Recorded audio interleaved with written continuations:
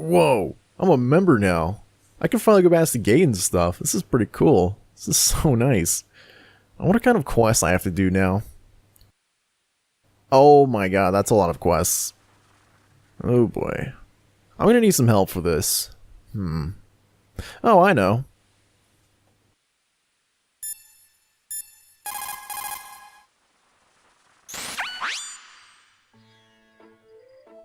Hi, and welcome to my guide. Today we are going to do the quest Tourist Trap.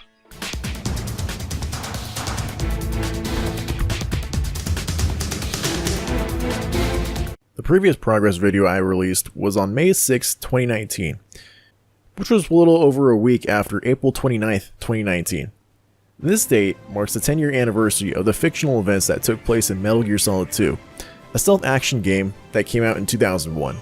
2001 was also the year that RuneScape did not have membership, and looked like this. Speaking of RuneScape, I finally got to redeem my bond, which means the real part of my journey begins. I mean, just look at all these quests, it's like, where do I begin? Well, that's easy. I need to get rid of this lamp in my inventory. I want to spin it on Herblore, so let's go do the quest that unlocks it, Druidic Ritual. This is a pretty simple quest. It's a lot like Rune Mysteries in that it unlocks a skill to train in this game, but it's also like Witch's Potion, where you dump a bunch of weird crap into a cauldron or something. By the way, did I ever talk about Witch's Potion? I did that during the events of the first episode, but I guess I forgot to mention it. It's a lot like Romeo and Juliet in that the quest is pretty much irrelevant to the rest of the game. It was there early on in the game for content. However, at least Romeo and Juliet tried to be fun and interesting. Witch's Potion? If this quest was removed tomorrow, I doubt anyone at the subreddit would notice. Oh well. So, next up, I want to get myself to Wintertodt as soon as I can. For those of you out of the loop, Wintertodt is basically the default place for new Ironman of all types to go to. It's technically a boss, but not of the usual type.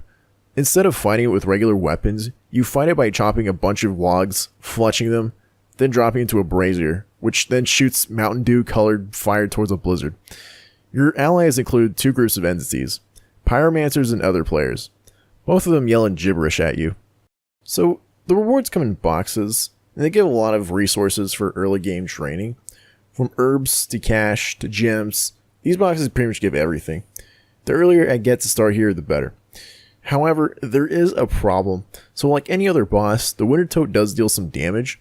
The way damage is dealt though is completely different than usual. So how it works is that the game takes into account what you're wearing and what your stats are. For the things to wear, I'm already covered. I started this account right during the Christmas event, so I already have the Santa outfit. Part of the damage from Wintertodt can be lowered by wearing quote-unquote warm clothing, and the Santa outfit counts as that, so I'm good there. As for the stats, damage scales based on your firemaking HP level.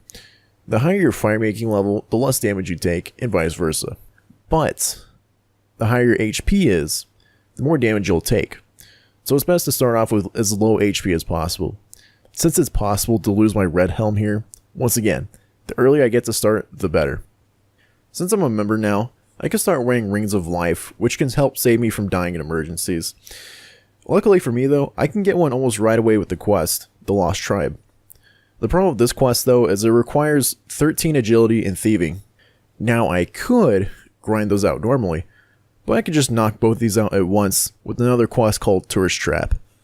So this is a pretty annoying quest. It involves a ton of walking around the desert, and the whole reason you're doing this is you have to save this girl named Anna from a labor camp. The guards gather around to watch the fight. They're gathering around to watch the fight. I also want to shout out HyphyRS for letting me use him as a safe spot for this. Oh shit. Oh, rip. Now I have to wait until 73 firemaking to get reduced damage from Wintertodt. Oh well. At least I can make darts now. Here we go. The Lost Tribe. So again, this is another one of those simple quests. The whole point of this one is to establish relations with the underground goblin race known as the Dorgishin. It's pretty straightforward. The scary part about this quest though is that I have to go through an underground maze at some point.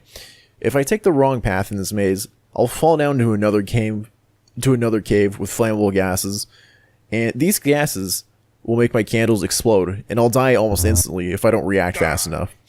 By the way, I wasted 3,000 coins on these candles because I was too lazy to get them from the candle shop in Catherby. If you find yourself in Catherby and you haven't done this quest yet, do yourself a favor and buy yourself some candles. You're going to thank me later.